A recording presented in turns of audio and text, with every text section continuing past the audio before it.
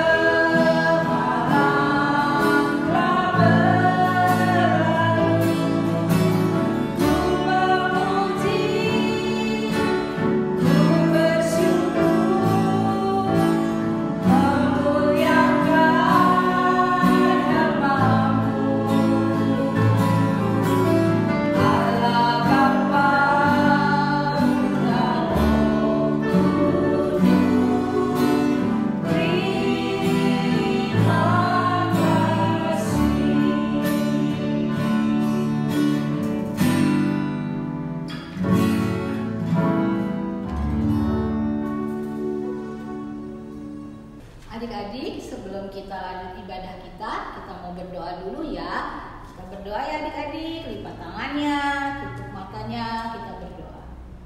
Tuhan Yesus yang baik, selamat pagi. Terima kasih Tuhan Yesus kalau pada minggu ini kami boleh beribadah sekolah minggu walaupun secara online.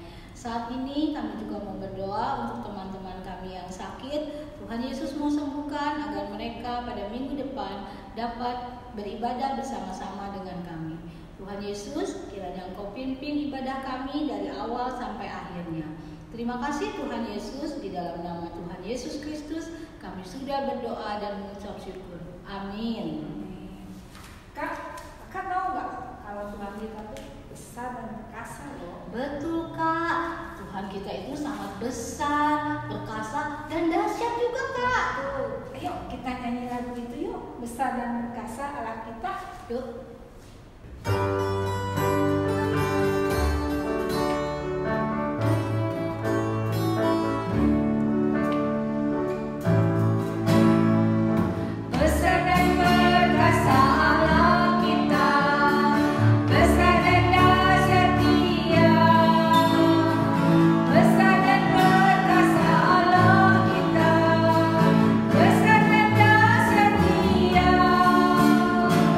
Angkatlah panji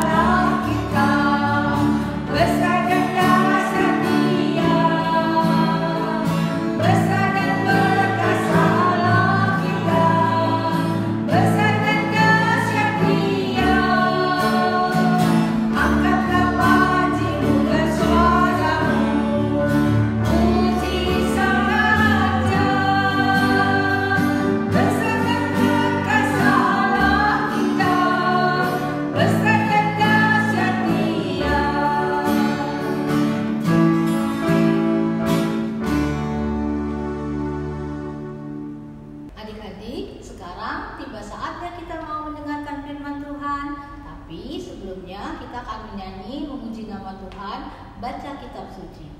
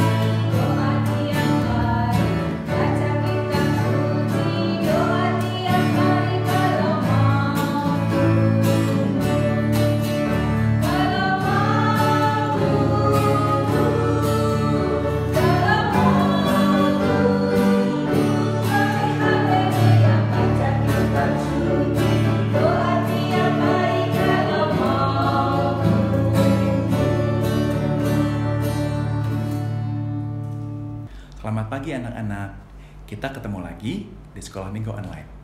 Sejak sekolah minggu dari rumah, belum ketemu Pak Kris lagi ya. Kita semua guru-guru sekolah minggu kangen sama anak-anak. Pasti anak-anak juga kangen sama teman-teman sekolah minggunya. Ayo kita berdoa sama Tuhan Yesus supaya corona cepat berlalu dan kita semua bisa ketemuan lagi di sekolah minggu seperti sedia kala. Kita juga berdoa untuk firman Tuhan. Tuhan Yesus yang baik, kami anak-anak-Mu sedang sekolah minggu online. Tuhan Yesus, berikan kami kesehatan, supaya nanti ketika corona sudah berlalu, kami bisa bertemu lagi sekolah minggu seperti biasa. Tuhan Yesus, sebentar lagi juga kami akan mendengarkan cerita. Kau mau berikan berkat untuk kami, juga untuk Pak Kris, supaya firman yang Engkau mau sampaikan kepada anak-anak yang sampai ke hati kami. Kami juga mau usir semua kekuatan jahat dari si iblis, agar hanya firman Tuhanlah yang bisa masuk ke hati kami. Di dalam nama Tuhan Yesus kami berdoa. Amin. Anak-anak, beberapa minggu terakhir ini kita mendengarkan cerita tentang seorang raja yang sangat bijaksana. 3 minggu lalu, ingat nggak cerita tentang Imam Zadok yang mengurapi Salomo menjadi raja? Terus 2 minggu lalu, Raja Salomo ditanya oleh Tuhan, mau minta apa dia waktu dia jadi raja? Ternyata dia minta hikmat supaya dia jadi raja yang bijaksana. Cerita minggu lalu juga masih tentang kebijaksanaan Raja Salomo. Tentang 2 orang ibu yang rebutan bayi. Zaman dulu susah sekali ya, karena belum ada foto-foto. Ini bayi saya, itu bayi kamu. Apalagi namanya bayi itu kan masih mirip-mirip ya. Namun karena hikmat yang dari Tuhan, Raja Salomo dapat menguji dan mengetahui siapakah ibu yang sebenarnya. Nah, minggu ini juga masih kita ceritanya tentang Raja Salomo. Jadi anak-anak, saking bijaksananya Raja Salomo, orang-orang pada ngomongin, kamu tahu nggak? Waktu Raja Salomo memutuskan perkara itu, bijaksana sekali loh. Itu karena hikmat dari Tuhan. Dan saking banyaknya yang ngomongin, berita tentang kebijaksanaan Raja Salomo itu tersebar sampai ke negara-negara yang jauh. Berita itu sampai juga ke suatu negeri yang jauh. Namanya negeri Sheba, yang jaraknya sekitar 2000 km dari Yerusalem. Kira-kira kalau dari Bogor ke Bali itu 1000 km, kembali lagi ke Bogor itu 2000 km jauh ya. Nah, ratunya negeri Sheba juga mendengar cerita-cerita tentang kebijaksanaan Salomo. Dan saking penasarannya mau membuktikan beneran gak sih berita-berita itu? kok bisa ya Raja Salomo itu bijaksana banget? Nah, Ratu Syeba beneran pergi ke Yerusalem dong. Tentunya nggak sendiri, namanya ratu ya. Dia ajak pengawal, dayang-dayang, juru masak, dan lain-lain. Kendaraannya apa? Masih unta, karena belum ada mobil. Nah, ke Yerusalem, ratu membawa teka-teki, juga bawa hadiah buat Raja Salomo kalau berhasil menjawab pertanyaan-pertanyaannya. Karena artinya terbukti bahwa beneran Raja Salomo itu bijaksana, bukan cuma cerita orang aja.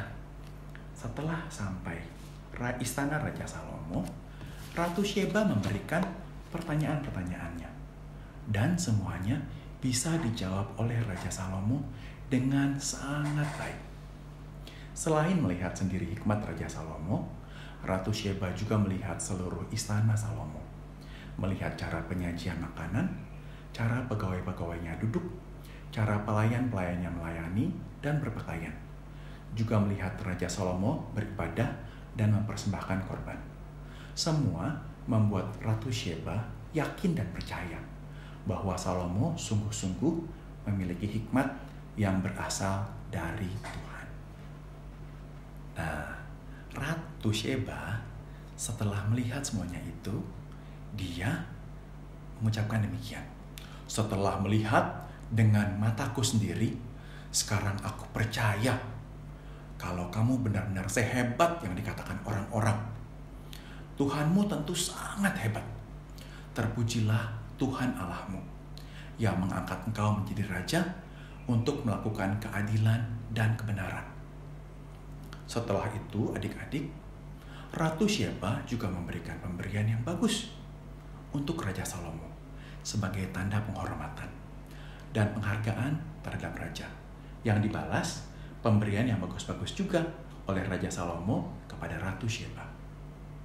Nah, dari cerita Ratu Syeba mengunjungi Raja Salomo ini, apa yang bisa kita pelajari? Tuhan memberikan hikmat pada Raja Salomo. Tuhan juga yang membuat ia menjadi terkenal karena kebijaksanaannya. Bahkan kebijaksanaan dan hikmat Raja Salomo yang berasal dari Allah diakui oleh ratu negeri asing. Salomo menyadari ia mendapat hikmat dari Tuhan. Ia menggunakan hikmatnya untuk melakukan keadilan dan kebenaran untuk negerinya. Nah, kalau kita, apa kelebihan kita? Mungkin kita pandai di pelajaran. Ada yang pintar bermain musik, menyanyi, menari, menggambar, atau prestasi-prestasi lainnya. Ayo, kita juga memakai segala kelebihan yang Tuhan berikan untuk kemuliaan Tuhan.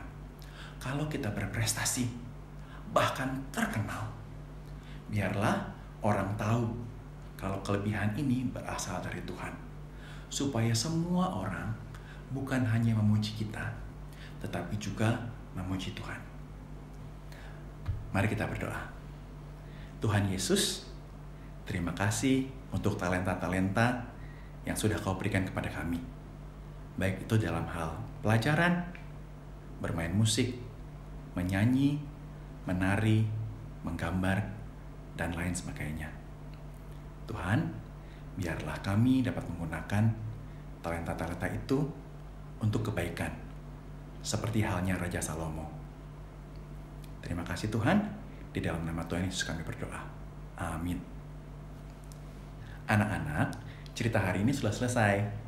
Kita memuji Tuhan kembali ya. Sampai jumpa lagi.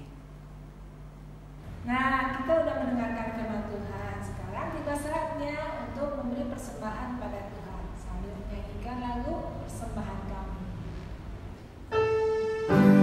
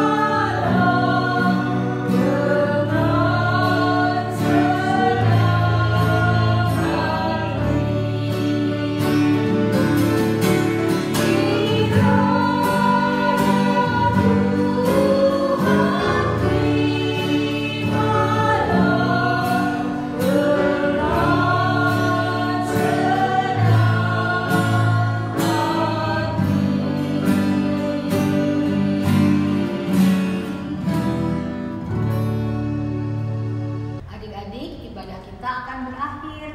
Tapi sebelumnya kita mau menyanyikan sebagai lagu penutup dengan memuji nama Tuhan, Allah itu baik.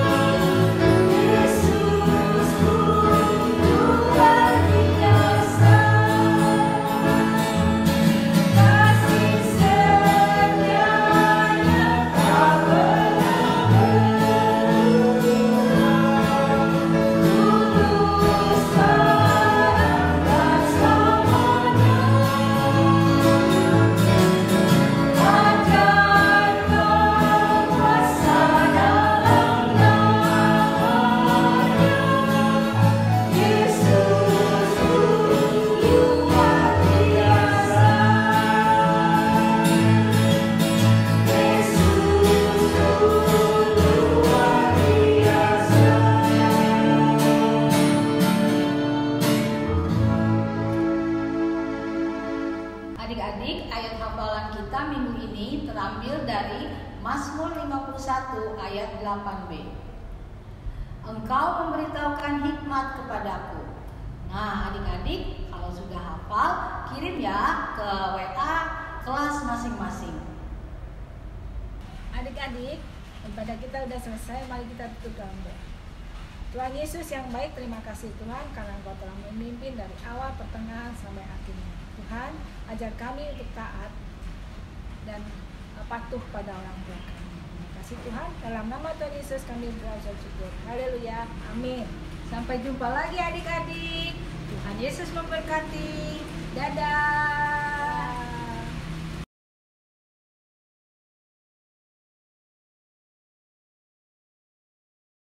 Hai adik-adik, aktivitas minggu ini kita membuat surat untuk Tuhan ya.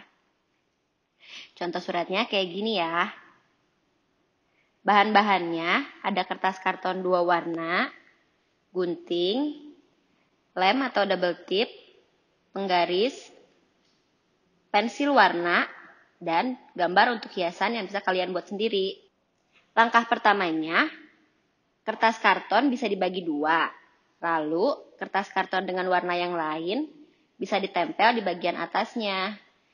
Nah, kalian bisa tulis tentang mimpi masa depan kalian melalui surat untuk Tuhan ini ya.